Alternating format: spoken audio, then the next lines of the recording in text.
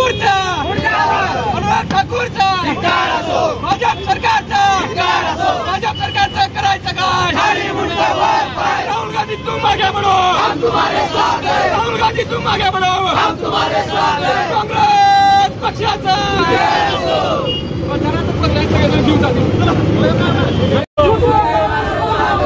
देश के गद्दारों को मारो सालों को धिक्कार असो धिक्कार असो।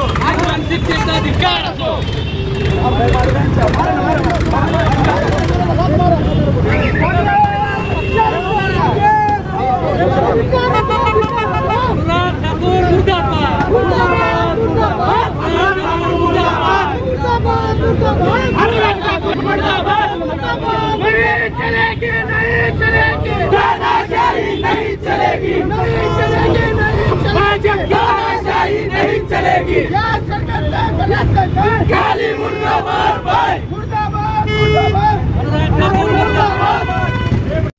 भारताचे आणि आमच्या पूर्ण भारतातील समाज घटकांचे, वंचितांचे, दुर्बलांचे जननेते, लोकनेते, विरोधी पक्ष नेते राहुलजी गांधी यांनी संसदेत भारत छोडो यात्रेपासून संसदेमध्ये त्यांचं एक म्हणणं आहे की देशामध्ये जर समता असली पाहिजे, प्रत्येक घटकाला जर न्याय भेटला पाहिजे, देशाचा एक्सरे झाला पाहिजे, त्यासाठी जाती न्याय जनगणना, आर्थिक आणि जाती न्याय जनगणना झाली पाहिजे, त्यांची मागणी होती, त्यांनी ती संसदेत मांडली।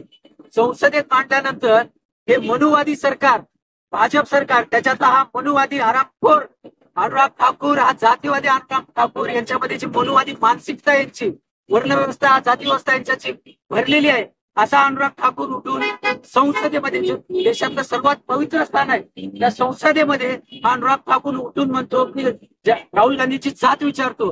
म्हणजे यांच्या डोक्यामध्ये किती जात भरलेली आहे। राहुल गांधीचं चुकलं काय? आज प्रत्येक समाज घटकाला न्याय भेटला पाहिजे एवढीच तर मागणी त्यांनी केली होती, पण तरी जे वर्णव्यवस्था, जाती व्यवस्था यांच्या डोक्यामध्ये बसलेली आहे, त्या अनुराग ठाकूरने उठून संसदेमध्ये राहुल गांधीची जात विचारली। तर या मनुवादी बीजेपी सरकारचा आणि या अनुराग ठाकूरचा निषेध करण्यासाठी आज आम्ही जमलेलो आहोत। तर लोक काँग्रेस यांचे मनुवादी विचार कुठेही पसरू देणार नाही। युवक काँग्रेस या मनुवादी विचारांचा ठोकून विरोध करेल, एवढे मागणीसाठी आज जमलेलो आहोत।